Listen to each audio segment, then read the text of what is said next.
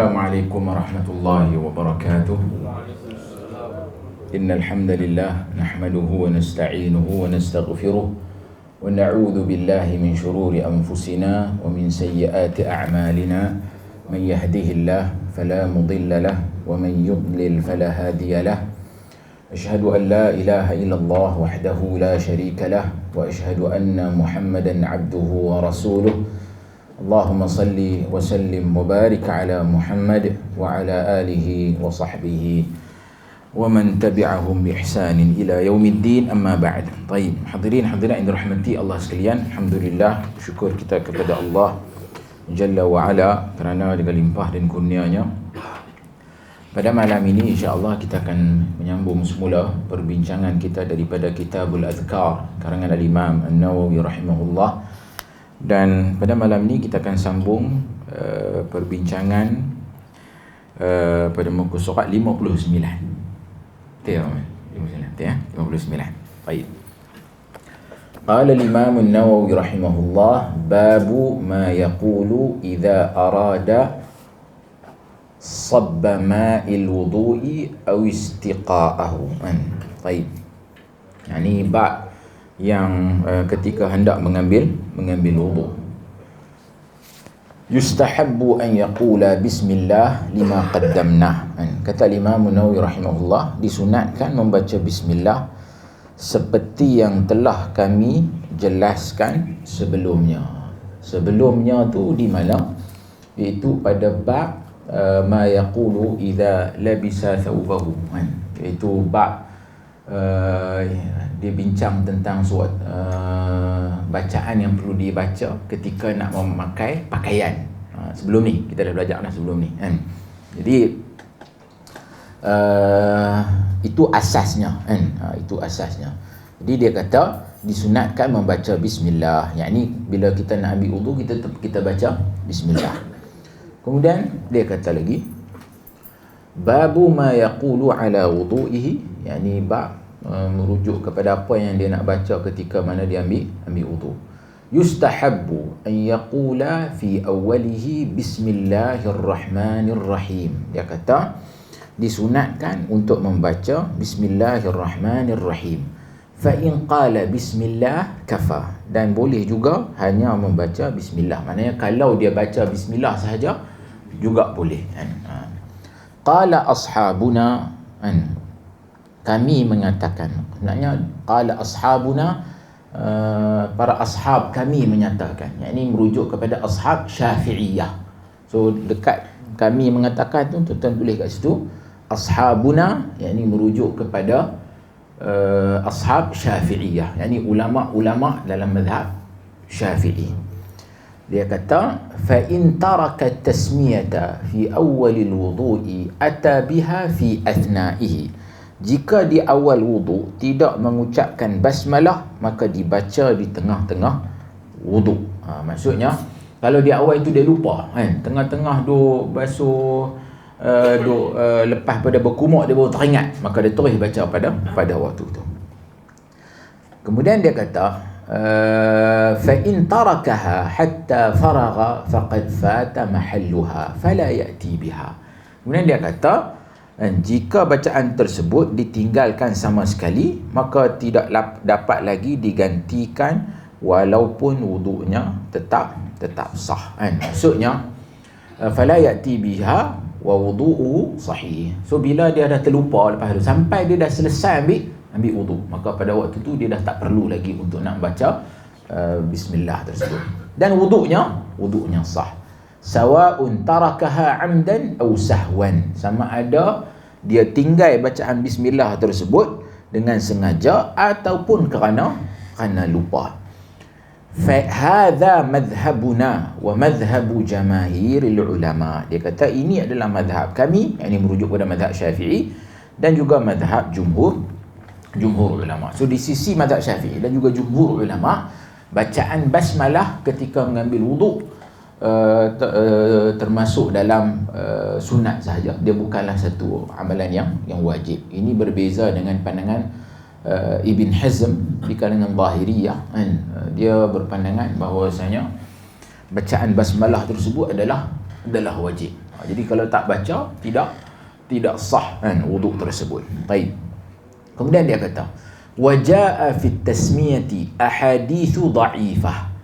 Dia kata telah tentang bacaan basmalah dalam wuduk sendiri hanya berdasarkan kepada hadis-hadis yang dhaif kan. Thabata an Ahmad bin Hanbal rahimahullah annahu qala la a'lamu fi tasmiyati fil wudu'i hadithan thabitan kan. Kata Imam Ahmad, saya tidak mengetahui ada hadis sahih dalam bacaan basmalah ketika wuduk. So ini bermakna hadis-hadis yang datang dengan anjuran yang sarih, yang jelas tentang membaca basmalah ketika mana mengambil wuduk, tidak ada hadis yang sabit dalam bab ni. Baik. Kemudian dia buat mai hadis yang ada lah, faminal ahadith, termasuk hadis-hadis yang ini merujuk kepada hadis-hadis yang membicarakan tentang basmalah ketika mana mengambil wuduk. Hadis Abu Hurairah radhiyallahu anhu 'an Nabi sallallahu alaihi wasallam, la wudu'a liman lam yadhkur ismallahi alaihi. Rawahu Abu Dawud wa ghairuh. Baginda sallallahu alaihi wasallam bersabda, la wudu'a liman lam yadhkur ismallahi alaihi. Tidak ada wuduk bagi orang yang tidak menyebutkan nama Allah padanya. Diriwayatkan oleh Abu Dawud dan selainnya. Jadi hadis ni kata Al-Hafiz Ibn Hajar, hadza hadithun gharib. Ini hadis ni adalah hadis yang gharib, isyarat kepada hadis ni adalah hadis yang dhaif. Kemudian dia kata pula, ورويناه من رواية سعيد بن زيد وأبي سعيد وعائشة وأنس بن مالك وسهل بن سعد رضي الله عنهم، رويناها كلها في سنن البيهقي وغيره وضعفها كلها البيهقي وغيره. Yang dia kata, kami juga riwayatkan daripada riwayat Sa'id ibn Zaid, Abu Sa'id, Aisyah, Anas bin Malik dan Sahal bin Sa'ad. Kami riwayatkan semuanya dalam Sunan Al-Baihaqi dan selainnya. Seluruh riwayat ini didhaifkan oleh Al-Baihaqi dan juga selainnya. Selainnya itu termasuk Al-Imam Al-Bukhari rahimahumullah. Jadi dalam masalah ini, kesemua hadis-hadis, sebab itu Al-Imam Ahmad kata, semua hadis-hadis yang membicarakan tentang anjuran membaca basmalah ketika mengambil wuduk, kesemuanya adalah dhaif. Baik. Kemudian dia kata lagi, qala ba'du ashabina. Saya tak apa selesa dengan terjemahan ni. Salah seorang teman rapat kami, betul kat situ. Tulis kat situ ashabuna. Qala ashabuna. Ashabuna ni merujuk kepada Syafi'iyah lah. Merujuk kepada Syafi'iyah. Jadi bila kita terjemah salah seorang teman rapat kami, jadi dia tak kena kat situ. Dia merujuk kepada ulama mazhab Syafi'i. So ini mustalahat yang khas, maknanya istilah-istilah khas yang diguna pakai oleh fuqaha Syafi'iyah. So bila dia kata ashabuna, merujuk kepada ulama-ulama dalam mazhab Syafi'i, iaitu siapa dia ashabuna ni? Wa huwa asy-Syaikh Abul Fath Nasrul Al-Maqdisi Az-Zahid. Dia kata, yustahabbu للمتوضئ أن يقول في ابتداء وضوئه بعد التسمية أشهد أن لا إله إلا الله وحده لا شريك له وأشهد أن محمدا عبده ورسوله. Jadi Syekh Abdul Fath Nasr Al-Maqdisi ini, dia adalah ulama dalam mazhab Syafi'i. Dia kata disunatkan, digalakkan untuk bagi orang yang berwuduk ni, di awal wuduknya setelah mengucapkan basmalah, untuk menyambungkannya dengan bacaan asyhadu an la ilaha illallah wahdahu la syarikalah wa asyhadu anna muhammadan abduhu wa rasuluh. Lepas tu kata An-Nawawi, wa hadha alladhi qalahu la ba'sa bih. Dia kata apa yang dikatakan beliau ni tidaklah mengapa, illa annahu la asla lahu min jihati sunnah, melainkan dia kata benda ni tidak ada asalnya di dalam sunnah Nabi sallallahu alaihi wasallam. Wala na'lamu ahadan min ashabina wa ghairihim qala bihi wallahu a'lam. Dia kata kami juga tak mendapati seorang pun daripada tentang tu pun tentang betul ashabuna juga, yakni ashab Syafi'iyah kan. Dan selain mereka berpendapat sedemikian. Maknanya seolah-olah ini adalah pandangan yang ganjil lah, dia seorang-seorang saja yang bawa perkara ini kan. So ini macam seolah-olah isyaratlah bahawasanya apa yang dianjurkan untuk dibaca ini tidak ada asalnya dalam sunnah Nabi SAW. Bahkan di kalangan ashab Syafi'iyah pun tidak menganjurkan untuk membaca bacaan ini kan. Termasuk selain daripada mazhab Syafi'i kan. Jadi tidak ada yang menganjurkan melainkan beliau seorang saja. Baik, kemudian dia kata lagi wa yaqulu ba'da al-faraghi min al-wudu' ashhadu an la ilaha illallah wahdahu la sharika lah wa ashhadu anna Muhammadan 'abduhu wa rasuluh. Allahumma ij'alni min at-tawwabin waj'alni min al-mutatahhirin. Subhanakallahumma wa bihamdik ashhadu an la ilaha illa ant astaghfiruka wa atubu ilaik. Dia kata setelah selesai berwuduk hendaklah kita mengucapkan asyhadu an la ilaha illallah wahdahu la syarikalah. Aku bersaksi bahawa tiada Tuhan yang patut disembah selain Allah semata-mata, yang tiada sekutu baginya, dan aku bersaksi bahawa Muhammad adalah hamba dan utusannya. Allahumma ja'alni minat tawabin. Ya Allah, jadikanlah aku termasuk golongan orang-orang yang bertaubat. Waj'alni minal mutatahhirin, dan jadikanlah aku termasuk golongan orang-orang yang menyucikan diri. Subhanakallahumma wa bihamdik, maha suci engkau ya Allah, dan segala pujian hanya bagimu. Aku bersaksi bahawa tiada Tuhan yang patut disembah selain engkau. Aku memohon ke ampun dan juga bertaubat kepadamu. Baik. Ini adalah bacaan ataupun anjuran untuk kita baca apabila kita selesai mengambil wuduk. Lepas pada tu baru dia bawa dalil-dalil yang nak menyokong yang dia kata dianjurkan untuk nak baca bacaan tadi ni. Dia kata, rawaina an Umar bin Al-Khattab radhiyallahu anhu qala Rasulullah sallallahu alaihi wasallam, man tawadda'a faqala ashhadu an la ilaha illallah wahdahu la syarika lah wa ashhadu anna Muhammadan 'abduhu wa rasuluh futihat lahu abwabul jannati thamaniyatu yadkhulu min ayyiha sya'. Rawahu Muslim fi sahihi. Dia kata daripada Umar ibn Al-Khattab, baginda sallallahu alaihi wasallam bersabda, aku bersaksi bahawa tiada Tuhan yang patut disembah selain Allah semata-mata, yang tiada sekutu baginya, dan aku bersaksi bahawa Muhammad adalah hamba dan utusannya. Maka akan dibukakan baginya pintu-pintu syurga yang berjumlah 8 buah, sehingga dia boleh masuk dari pintu mana sahaja yang dia kendaki. Yang ni rawahu Muslim fi sahih, diriwayatkan oleh Imam Muslim dalam sahihnya. Wa rawahu Tirmizi wa zada fihi, diriwayatkan juga oleh Tirmizi dengan tambahan lafaz Allahumma ja'alni minat tawabin wa ja'alni minal mutatahhirin. Ya Allah, jadikanlah aku termasuk golongan yang bertaubat, dan jadikanlah aku termasuk golongan orang-orang yang menyucikan diri. Baik. Tambahan yang dibawa riwayat yang ada lafaz tambahan daripada Imam Tirmizi ini juga dinilai dhaif oleh Al-Hafiz Ibn Hajar dalam Nataijul Afkar, dan juga oleh Al-Hafiz Ibn Mulaqqin. Pasal mereka kata dalam sanad ni ada inqita', maknanya sanad dia tu terputus. So itu juga merujuk kepada kedhaifan riwayat tersebut. Walaupun hakikatnya ada juga mutaba'at dan juga syawahid, maknanya riwayat lain yang menyokong hadis ni. Baik.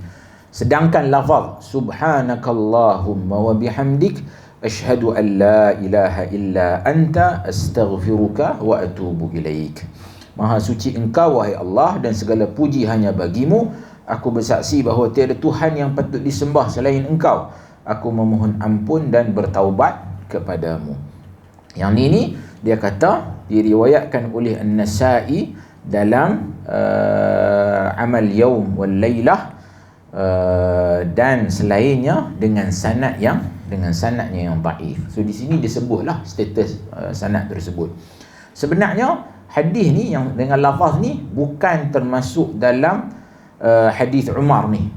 Kita macam dengan cara Nawawi sebut ni, macam seolah kita faham yang hadis ni sebenarnya adalah hadis yang hadis Umar ni. Tambahan lafaz tu daripada hadis Umar. Sebenarnya dia bukan hadis Umar. So tuan-tuan tulis sikit kat situ. Ini adalah hadis yang berasingan, iaitu hadis Abu Sa'id Al-Khudri. Hadis Abu Sa'id Al-Khudri yang diriwayatkan oleh al-Imam An-Nasa'i. Baik. Kemudian dia kata, wa rawayna fi sunanid Daraqutni an Ibn Umar radhiyallahu anhuma.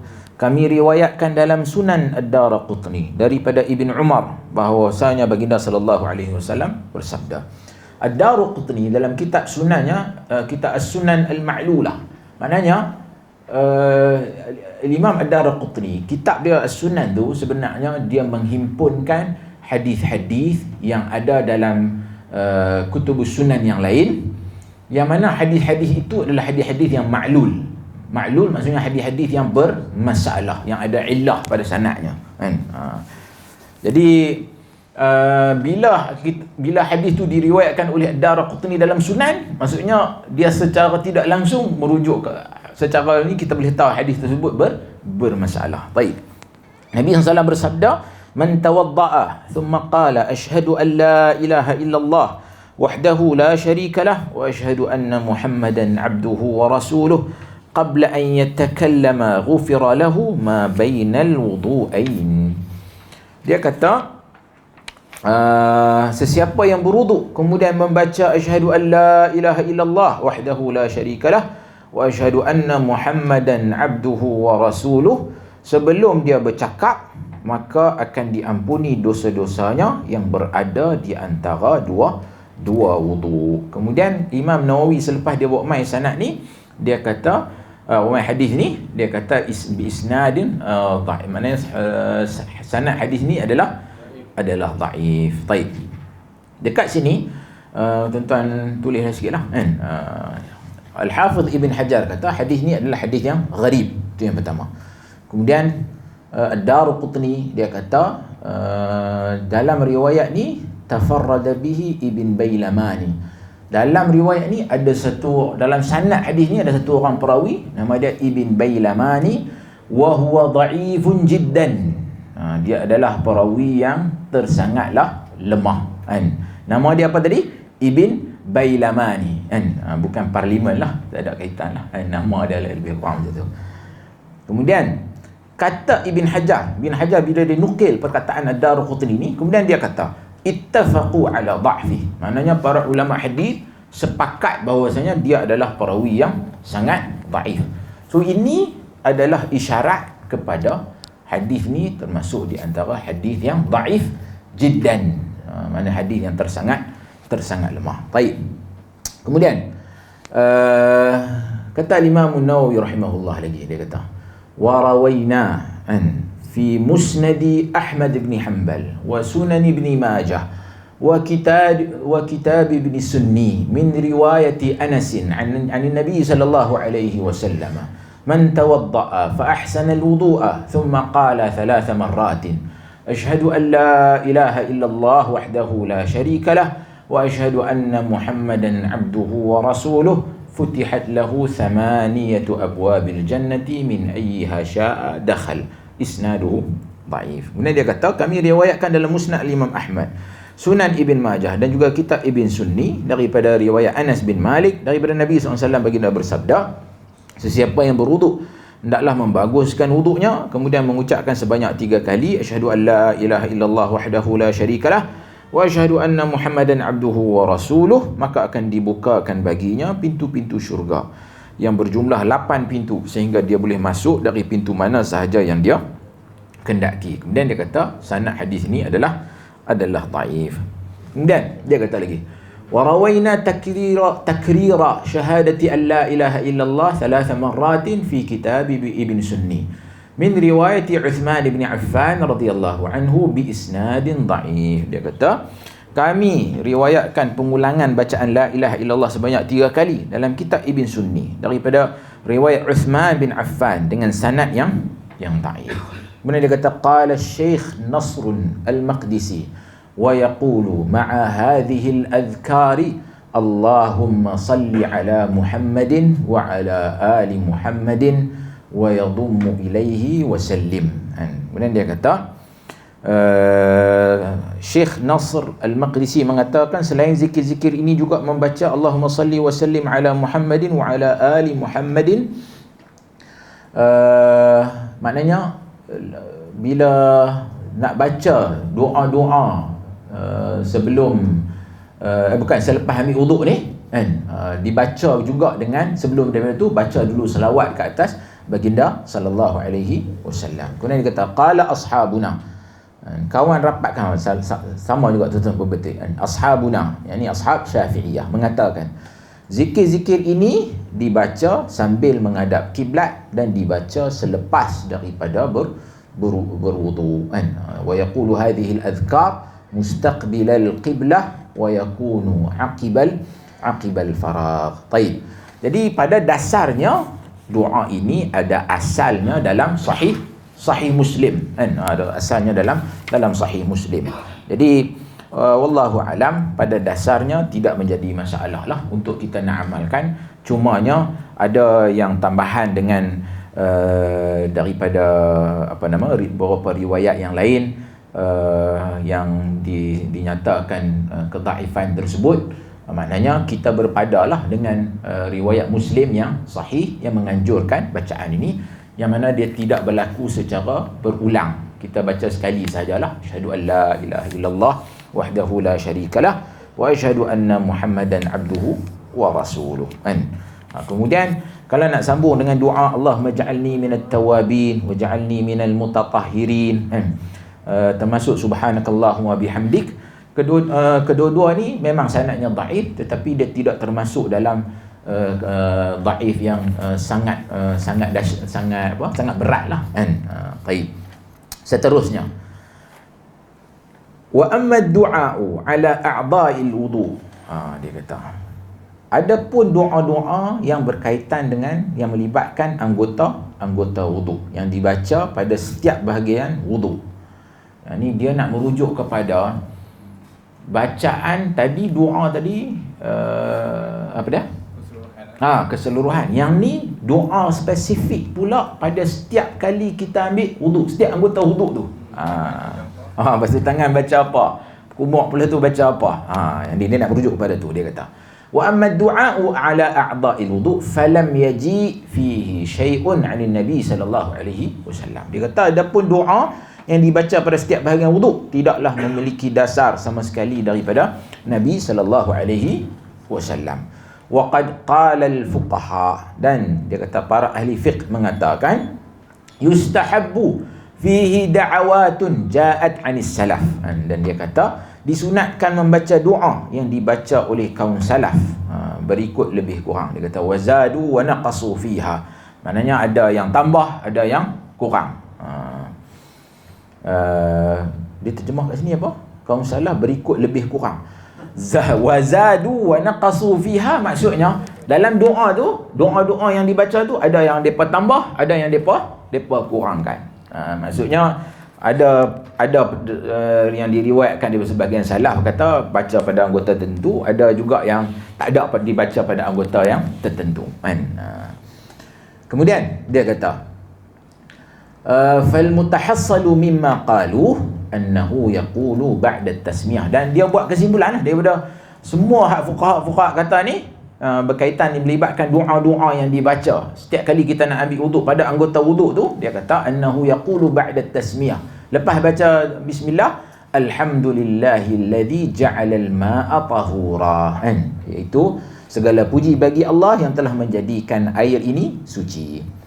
Kemudian bila ketika mana dia berkumur, dia membaca Allahumma sqini min haudhi nabiyyika ka'san la azma'u ba'dahu abada. Dia kata, ya Allah, berilah aku minum dari kolam nabimu segelas yang dengannya aku tidak akan berasa haus selamanya.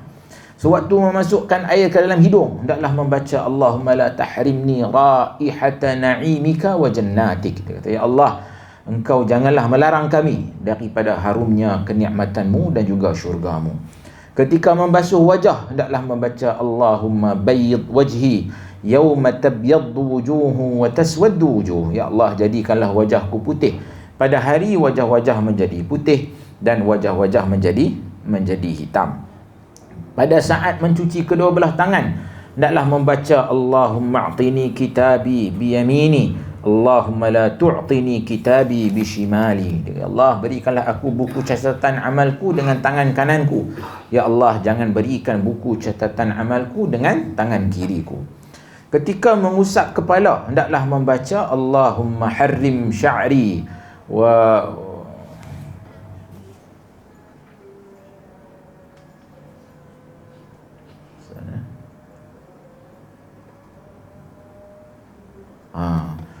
saya rasa tak betul hari tu. Allahumma harrim sya'ri wa bashari.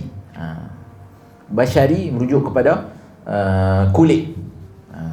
Allahumma harrim sya'ri wa bashari 'ala an-nar wa adhillani tahta 'arsyik yawma la dhilla illa dhilluk. Ya Allah, haramkan rambut dan kulitku atas api neraka.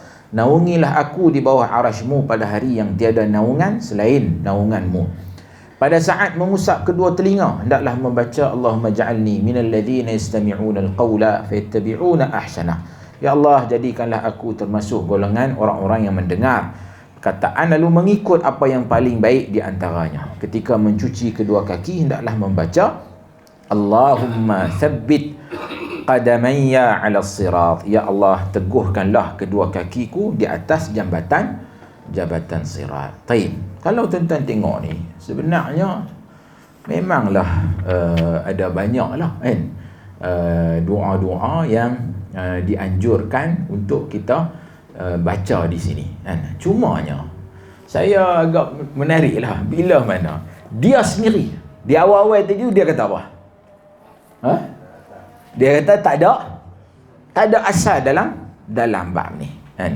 Yang ada hanyalah nukilan-nukilan daripada para salaf kan, tentang anjuran untuk nak baca doa ni setiap kali nak ambil wuduk, setiap kali basuh sampai dekat anggota-anggota wuduk tu, basuh muka, basuh tangan baca apa, berkumuk baca apa dan sebagainya. Dan yang lebih menariknya, Al-Imam An-Nawawi rahimahullah dalam kitabnya Al-Minhaj. Minhaj ni termasuk di antara kitab Al-Imam Nawawi dalam mazhab kita, mazhab Syafi'i. Dia Imam Nawawi, macam saya sudah sebut sebelum ni, dia adalah muharrir mazhab. Maksudnya dia ni menganalisa qaul dalam mazhab Syafi'i, dan kemudian dia buat saringan dan buat tapisan, kemudian dia pilih mana pandangan yang dia rasakan paling tepat kan. Jadi inilah Al-Imam An-Nawawi rahimahullah. So dalam kitab dia Al-Minhaj, dia sendiri sebut benda ni. Dia kata wa hadzaftu du'a al-a'dha idh la aslalah. Dia kata aku padam, aku tak sebut doa-doa yang dibaca ketika mana membasuh ataupun membasuh anggota wuduk ni, kerana tidak ada asal padanya. Dia sebut dekat mana? Dalam kitab dia kan, kitab Al-Minhaj ni. Dan yang menariknya, Al-Hafidh Ibn Hajar nukilkan beberapa perkataannya kan, dalam kitab dia sendiri. Dalam At-Tanqih dia kata laisa fihi syai'un 'an Nabi sallallahu alaihi wasallam. Dia kata tak ada satu pun daripada Nabi sallallahu alaihi wasallam, maknanya merujuk kepada bacaan-bacaan bagi setiap anggota wuduk ni tadi. Dalam kitab dia Ar-Rawdah dia kata la aslalah walam yadhkuruhu Syafi'i wal jumhur. Dia kata yang ni tidak ada asalnya dan juga tidak disebut oleh Al-Imam Syafi'i dan juga jumhur ulama kan. Jadi sebab itulah ulama ramai juga yang menyatakan alangkah baiknya kalau dia tak sebut juga benda tu dekat sini. Dia telah memenuhkan dekat sini, dia sebut secara detail, sedangkan dalam Minhaj dia kata dia tak sebut benda ni kerana benda ni tidak tidak ada asalnya. Baik. Yang kita sebut ni, kita ni memperlekehkan dia kah? Nampak ada nak pergi ke mana tu? Tidak sama sekali, kan? Kita bila sebut benda ni, macam saya kata, dalam perbincangan ilmu ni, kan, kita akan lihat bagaimana para ulama sendiri. Sebelum kita nak pergi pada apa pandangan orang lain terhadap dia, kadang-kadang kita lihat dia tu sendiri. Maknanya dalam tempat lain dia mungkin kata lagu ni, di tempat lain dia akan kata lagu lain. So kita pun tak pasti mana satu yang awal, mana satu yang kemudian, kan? Dan boleh jadi yang kemudian tu adalah merujuk bila dia kata kesemuanya ni tidak ada asalnya, kan, daripada Nabi SAW, kan?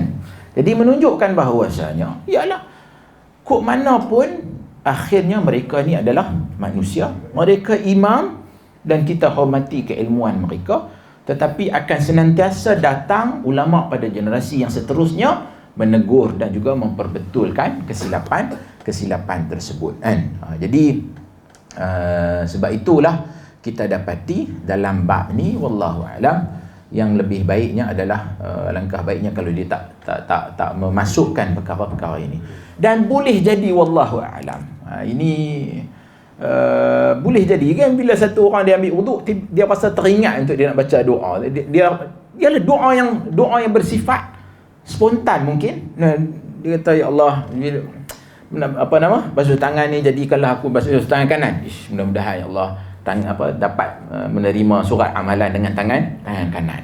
So orang lain lepas itu sangkakan itu adalah satu doa yang dianjurkan, sedangkan dia mungkin baca doa tersebut secara spontan, dan doa pada asalnya tidak ada masalah lah untuk seseorang untuk berdoa, tetapi menjadikan dia sebagai satu rutin, itu kita kata tidak ada asalnya lah dalam sunnah Nabi sallallahu alaihi wasallam. Baik. Jadi saya sebutkan perkara ini supaya, dan lepas pada ni kita akan ada lagi beberapa siri yang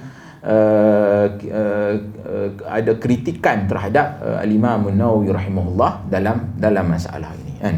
Kenapa dia memasukkan perkara-perkara yang dia sendiri kata perkara-perkara tersebut tidak ada asalnya dalam sunnah Nabi sallallahu alaihi wasallam. Baik. Hadirin hadirat yang dirahmati Allah sekalian. Kemudian dia kata kat mana tadi? وقد روى النسائي وصاحبه ابن السني في كتابيهما عمل اليوم والليلة بإسناد صحيح عن أبي موسى الأشعري رضي الله عنه قال أتيت رسول الله صلى الله عليه وسلم بوضوء فتوضأ فسمعته يدعو يقول اللهم اغفر لي ذنبي ووسع لي في داري وبارك لي في رزقي فقلت يا نبي الله سمعتك تدعو بكذا وكذا قال وهل تركنا من شيء. Kemudian dia kata diriwayatkan oleh An-Nasa'i dan juga Ibn Sunni dalam kitab mereka Amal Yaum wal Lailah dengan sanad yang sahih daripada Abu Musa al-Ash'ari. Yang ni seperti mana yang saya dah sebut kepada tuan-tuan, An-Nasa'i adalah guru kepada Ibn Sunni, kan? Dan kitab Amal Yaum wal Lailah ni Al-Imam An-Nasa'i dia masukkan sebenarnya dalam kitab sunannya, dia sebahagian daripada kitab sunannya.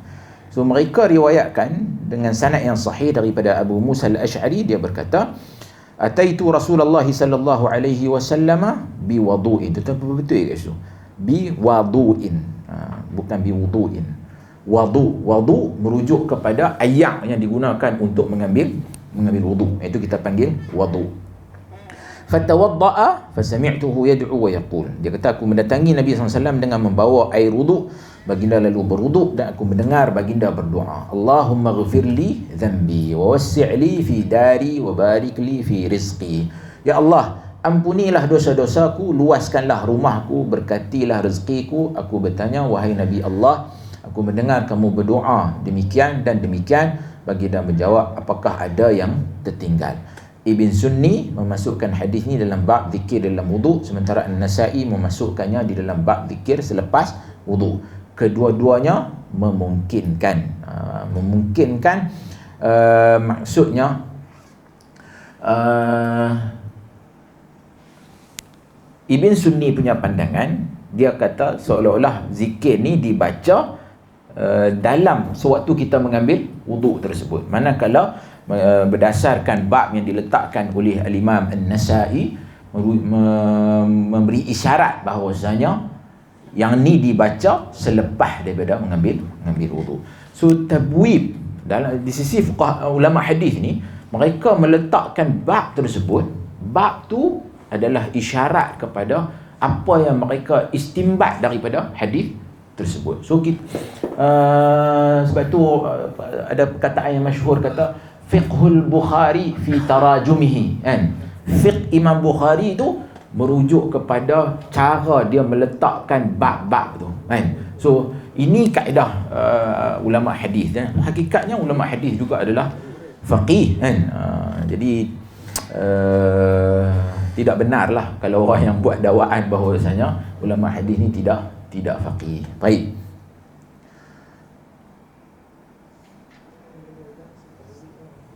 Ada satu faedah lah yang saya dapat daripada Syekh Dr. Mahir Yasin Fahal bila dia syarahkan hadis-hadis ni. Dia kata macam ni, dia kata hadis-hadis dalam bab doa ataupun azkar ni, mana-mana yang sabit daripada Nabi sallallahu alaihi wasallam, kita laksanakan secara rutin. Itu dia. Dan mana-mana yang sanadnya dhaif tetapi dhaifnya yasir, bukannya syadid, yang ni kita boleh amalkan tetapi secara selang-seli, jarang-jarang, ataupun kadang-kadang. Macam tu. Jadi yang sabit itu kita jadikan dia sebagai rutin dan kita konsisten dalam beramal. So saya rasakan ini satu faedah yang sangat baiklah yang dinyatakan oleh Fadilatul Syekh. Baik. Kemudian dia kata babu ma yaqulu ala ightisali, kan? Bab apa yang kita nak baca zikir ketika mandi. Yustahabbu lil mughtasili an yaqula jami'a ma dhakarnahu fil mutawaddi min at-tasmiyati wa ghayriha wa la farqa fi dhalika bain al-junub wal haid wa ghayrihima. Dia kata disunatkan bagi orang yang hendak mandi untuk membaca seperti bacaan orang yang hendak berwuduk, iaitu membaca basmalah dan selainnya. Tidak ada perbezaan dalam hal ini di antara mandi disebabkan junub, haid atau selainnya. Wa qala ba'du ashabina, sebahagian kami mengatakan. Yang ni saya ingat mesti kena kekalkan dengan mustalahat tersebut. Qala ba'du ashabina, sebahagian ashab kami mengatakan. Tentang kita guna istilah tu secara konsisten supaya kita kekalkan maksud dia. Ashab tu merujuk pada ashab Syafi'iyah. In kana junuban aw haidan lam ya'ti bitasmiyah. Dia kata apabila mandi kerana junub atau haid, maka tidak perlu membaca basmalah, kan? Maknanya di sisi mazhab Syafi'i, kalau sekiranya mandi tu mandi junub ataupun mandi kerana suci daripada haid, maka dia tak baca dengan tasmiyah. Wal mashhuru annaha mustahabbatun lahuma ka ghairihima. Dan ni pun tuan-tuan kena tulis. Apa yang jelas tu tuan-tuan slash kat situ, tuan-tuan tulis. Dan yang masyhur. Dan yang masyhur.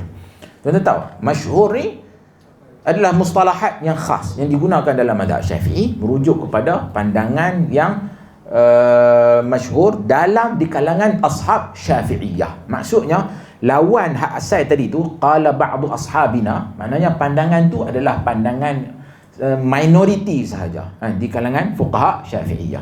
Wal masyhur, ini adalah pandangan majoriti, kan? Hal itu disunatkan bagi kedua-duanya seperti orang lain. Lakinnahuma la yajuzu lahuma ay yaqsida bihal Quran. Jadi dia kata hanya sahaja tidak dengan niat membaca Al-Quran. Pasal orang yang berada dalam keadaan junub dan juga haid ni, mereka tak boleh baca Al-Quran. Jadi bila dia baca basmalah tu, dia tidak niatkan itu adalah Al-Quran, sebaliknya dia niatkan itu sebagai doa ataupun zikir sahaja. Baik. Kemudian babu ma yaqulu ala tayammumihi, yani doa ketika tayammum pula. Yustahabbu an yaqula fi ibtidaihi bismillah, fa in kana junuban aw haidan fa'ala ma dzakarna fi ightisalihi. Dia kata sunat memulakan tayamum dengan membaca basmalah. Walaupun untuk orang yang junub dan haid, seperti yang kami jelaskan dalam perbahasan mandi ini tadi.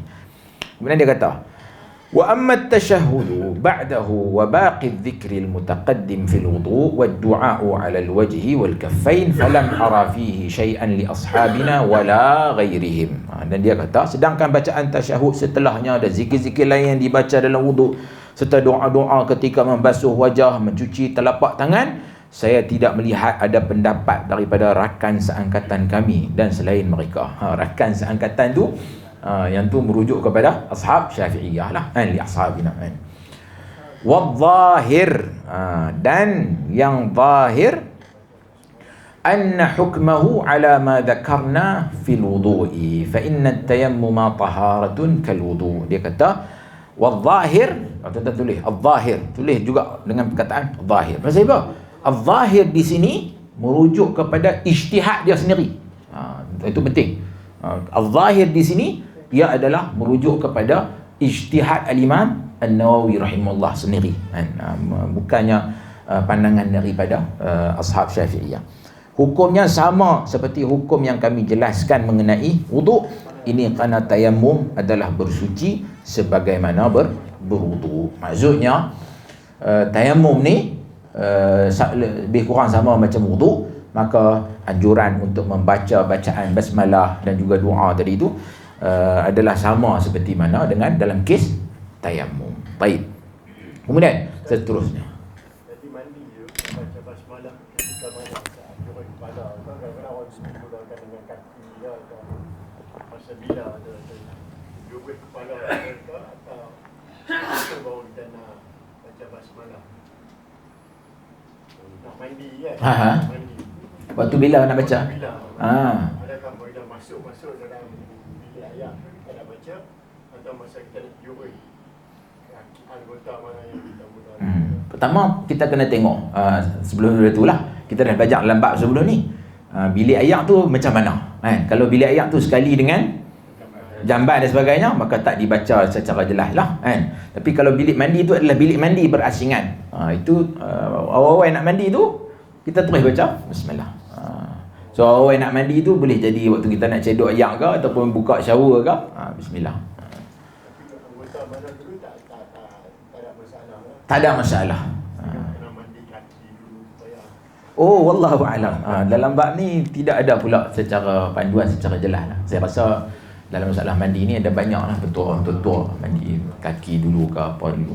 Wallahu a'lam. Tak pasti. Ada faedah dia ke? Hangat keluar.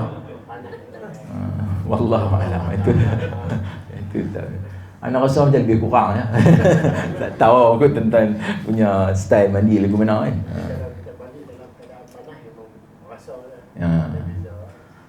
Yang ni terpulang pada setiap individu kan. Petua orang tua tu pun okey je untuk nak amalkan. Masuk dalam bab yang haruslah kan. Baik, seterusnya. Babu ma yaqulu idza tawajjaha ila al-masjid. Doa ketika hendak pergi ke masjid. قد قدمنا ما يقوله إذا خرج من بيته إلى أي موضع خرج وإذا خرج إلى المسجد فيستحب أن يضم إلى ذلك. Dia kata, telah kami sebutkan sebelumnya zikir-zikir ketika keluar daripada rumah dengan tujuan ke mana pun. Yang sebelum ni kita dah pernah baca dah bab ni.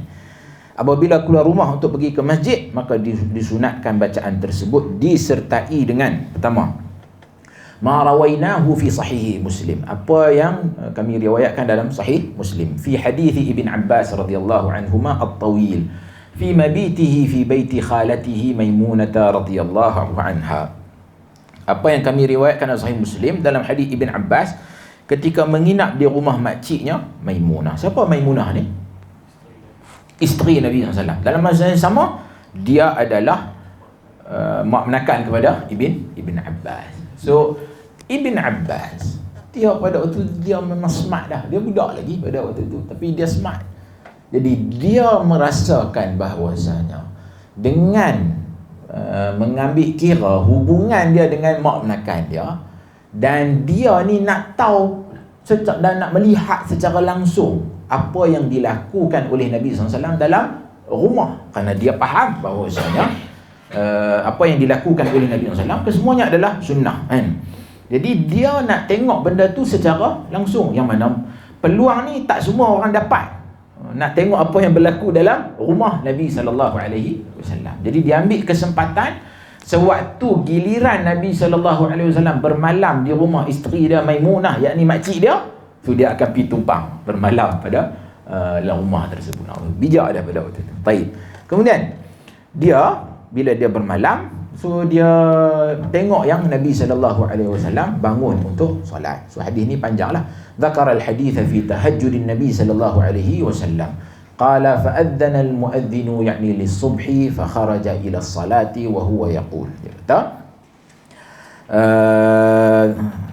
kemudian terdengar suara azan berkumandang, iaitu azan subuh, maka baginda keluar untuk salat dan mengucapkan Allahumma ij'al fi qalbi nura wa fi lisani nura waj'al fi sam'i nura waj'al fi basari nura waj'al min khalfi nura wa min amami nura waj'al min fawqi nura wa min tahti nura Allahumma a'tini nura. Ya Allah, jadikanlah cahaya di hatiku, cahaya di lidahku, jadikanlah cahaya di pendengaranku, jadikanlah cahaya di penglihatanku, jadikanlah cahaya dari arah belakangku, cahaya dari arah depanku, jadikanlah cahaya dari arah atasku dan cahaya dari arah bawahku. Ya Allah, berilah aku cahaya. Baik. Apa faedah? Kalau sebenarnya memadai kalau dia nak sebut Allahumma a'tini nura, tapi disebut semua jihah, arah-arah tersebut, supaya nak pastikan kita ni senantiasa di dalam cahaya petunjuk hidayah daripada Allah Subhanahu wa ta'ala. Dan tindakan baginda sallallahu alaihi wasallam bila dah dengar azan, pergi ke masjid pada waktu subuh untuk solat subuh berjamaah di masjid, itu pada dasarnya pun itu satu bentuk hidayah daripada Allah Subhanahu wa ta'ala. Kita diberikan kekuatan untuk menyahut seruan muazzin, datang salat berjamaah di masjid kan. Itu pun dah satu hidayah.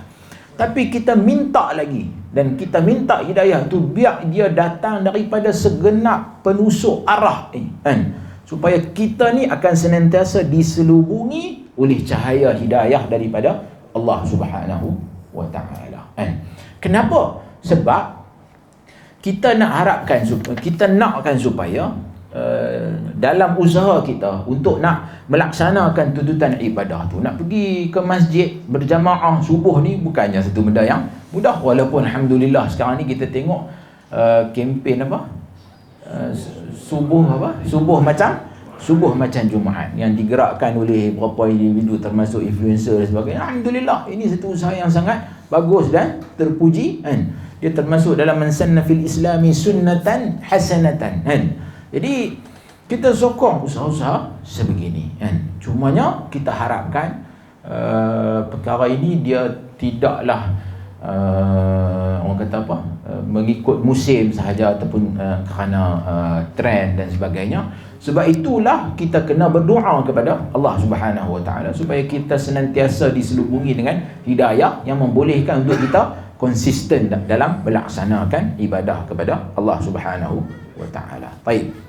Kemudian dia kata, wa rawaina fi kitab Ibn Sunni an Bilal radhiyallahu anhu qala kana Rasulullah sallallahu alaihi wasallam idza kharaja ila as-salah qala bismillah amantu billah tawakkaltu ala Allah la hawla wa la quwwata illa billah Allahumma bihaqqi as-sa'ilina alaik wa bihaqqi makhraji hadha fa inni lam akhrujhu asharan wala bataran, boleh baca dengan ashiran wala batiran wala riya'an wala sum'atan kharajtu ibtigha'a mardatik wattiqa'a sakhatik as'aluka an tu'idhani minan nar wa tudkhilani al-jannah. Kata Imam An-Nawawi rahimahullah, kami riwayatkan dalam kitab Ibn Sunni daripada Bilal, dia berkata Nabi SAW apabila keluar untuk solat, baginda mengucapkan bismillah amantu billah, dengan nama Allah aku beriman kepada Allah, tawakkaltu ala Allah, aku berserah diri kepada Allah, la haula wala quwwata illa billah, tidak ada daya upaya dan kekuatan selain milik Allah. Allahumma bihaqqis sa'ilina alaik, ya Allah dengan hak orang-orang yang memohon kepadamu, dengan hak keluarku ini. Sesungguhnya aku tidak keluar kerana angkuh, sombong dan ingin dilihat atau didengar oleh orang lain. Aku keluar kerana mengharap redamu dan takut daripada murkamu. Aku memohon kepadamu agar engkau menjauhkan aku dari neraka dan memasukkanku ke dalam syurga. Jadi seolah-olah doa ini isyarat supaya kita mengharapkan bila kita keluar ke masjid ni, kita harapkan ini adalah satu amalan yang benar-benar ikhlas kerana Allah Subhanahu wa taala, bukan sebab-sebab lain, bukan sebab kita nak orang tengok kita kan, untuk ingin dilihat atau didengar oleh orang lain. Jadi kita kalau boleh dalam soal ibadah ni, kita tak nafikan, kita nak jadikan ini satu benda yang diikuti oleh orang lain. Tapi kena hati-hati juga, kita bimbang nanti syaitan dia satu bentuk talbisul iblis. Jadi dia pesongkan kita, niat asal kita yang kita nak datang berjamaah di masjid ni, akhirnya dia pergi pula kepada untuk nak menunjuk dan sebagainya. So kita tak mau ke arah itu. Baik. Kemudian dia kata hadithun dhaif. Hadis ni adalah dhaif.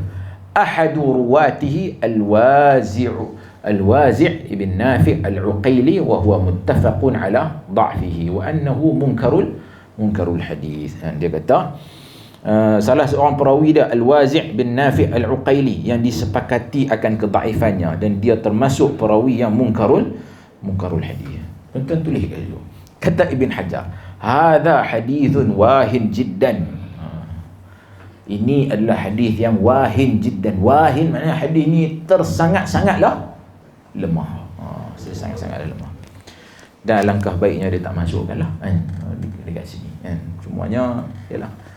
Di sini kalau tuan-tuan tengok dalam Nataijul Afkar, Al-Hafidh Ibn Hajar dia punya hentam riwayat ni, dia dahsyat lah. Dia buat main, dia kata banyak lagi ulama yang mengkritik perawi tersebut kan, dengan dia buat main beberapa kritikan daripada Yahya ibn Ma'in, Al-Imam An-Nasa'i, Abu Hatim dan ramai lagi kan. Matruk, kata Al-Hakim, dia ni meriwayatkan hadis-hadis yang maudhu' dan sebagainya kan. Jadi macam saya kata di awal tadi lah, dan saya pernah sebut kepada tuan-tuan sebelum ni kan, dia sendiri telah nyatakan di awal bab bahawasanya hadis yang dhaif yang diamalkan tu ada syarat-syaratnya, dan termasuk dalam syarat tersebut adalah hendaklah kedhaifan tersebut bukanlah dhaif yang syadid. Dhaif yang syadid. Jadi kedua-dua bacaan. Ya. Dhaif ni kedua-dua bacaan. Dah bawah ni. Atas okey, tak ada masalah. Atas dalam Sahih Muslim. Atas dalam Sahih Muslim. Tuan-tuan take note lah, belum dah saya beritahu tu lagi tuan-tuan pergi haru semua mampu silap lagi. Baik.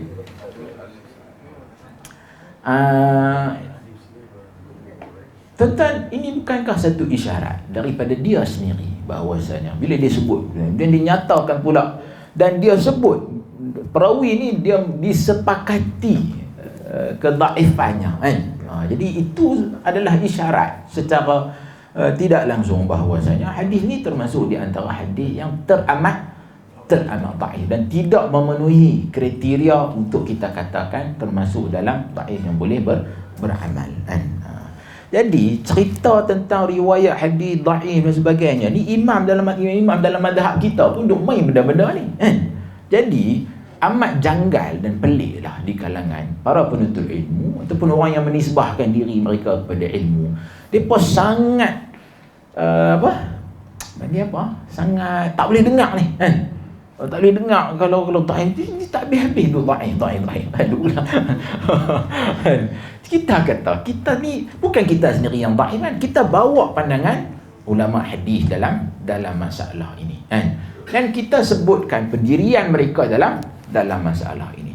Jadi takkanlah sampai orang boleh kata kok mana pun dia dhaif pun kira hadis juga. Bila kita kata hadis ni maudhu pun hadis juga. Yang ni lagi haru.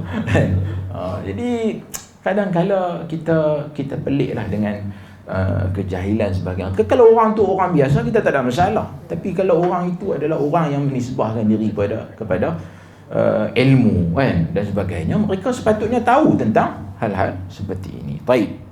Kemudian kata Imam An-Nawawi rahimahullah, dia kata lagi, wa rawaina fi kitab Ibn Sunni ma'nahu min riwayati Atiyah Al-Aufi. Dia kata kami riwayatkan dalam kitab Ibn Sunni yang sama makna dengan hadis di atas. Mana hadis? Hadis Bilal ni.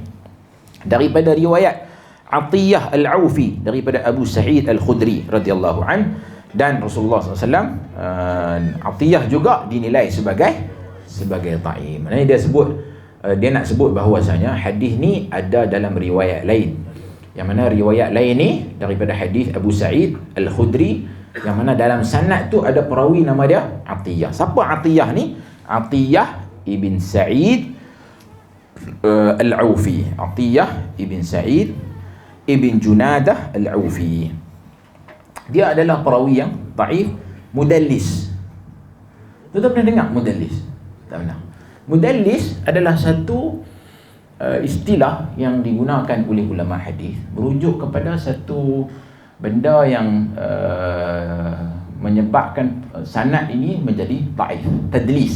Tadlis ni senang cerita macam ni.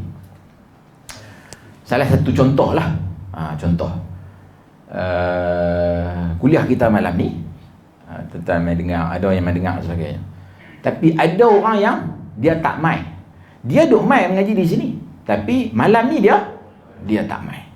Jadi bila esoknya dia jumpa kawan-kawan orang duk sembang, semalam ada kuliah kat di hang dengar apa? Semalam ada kuliah cerita apa? Oh, ustaz ni cerita sekian-sekian. Dia tak dengar secara langsung, dia dengar daripada kawan dia. Tapi bila dia sampaikan, dia macam dia tak kata, dia kata aku dengar. Tak, dia kata alah, semalam ustaz kata sekian. So dengan isyarat macam seolah-olah dia dengar secara langsung, sedangkan dia tak dengar secara langsung. So dalam kes ni, Atiyah ni dia terkenal dengan orang yang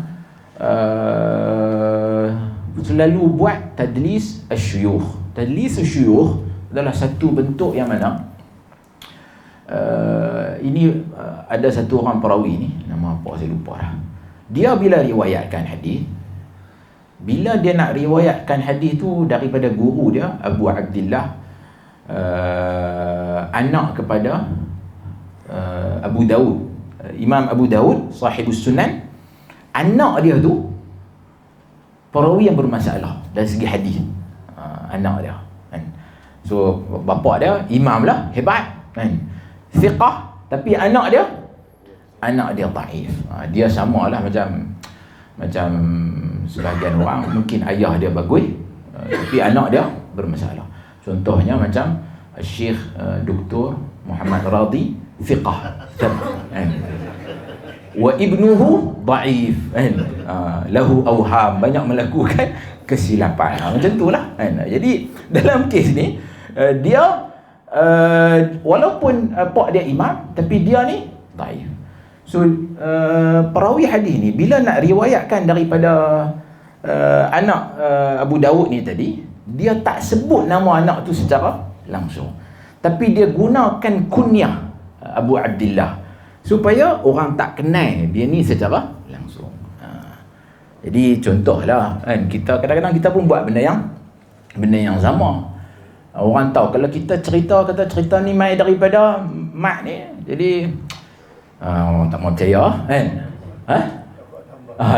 So kita pun kata, dah aku dengar benda ni apa, nama dia bukan Mat. Memanglah orang masyhur dengan nama, orang panggil dia Mat, tapi nama dia ada nama lain, nama dalam IC yang semua orang tak biasa dengan nama tersebut. Lalu dia gunakan nama itu untuk nak menyembunyikan identiti kawan tu secara tidak langsung. So itu dipanggil tadlis syuyukh. So tadlis ni adalah salah satu sebab yang menyebabkan sanad hadis ni menjadi dhaif. So dalam kes ni, Atiyah ni dia seorang mudallis yang terkenal dengan melakukan tadlis asyuyukh. Tadlis asyuyukh. Baik. Hadirin hadirat yang dirahmati Allah sekalian, saya ingat tanda-tanda je lah kat situ. Dia dah panjang lagi ni kan. Mana dia bahasan. So saya ingat kita tangguh dulu tanda-tanda. Nanti kita akan sambung zikir ketika masuk dan juga keluar masjid. Baik, wallahu a'lam.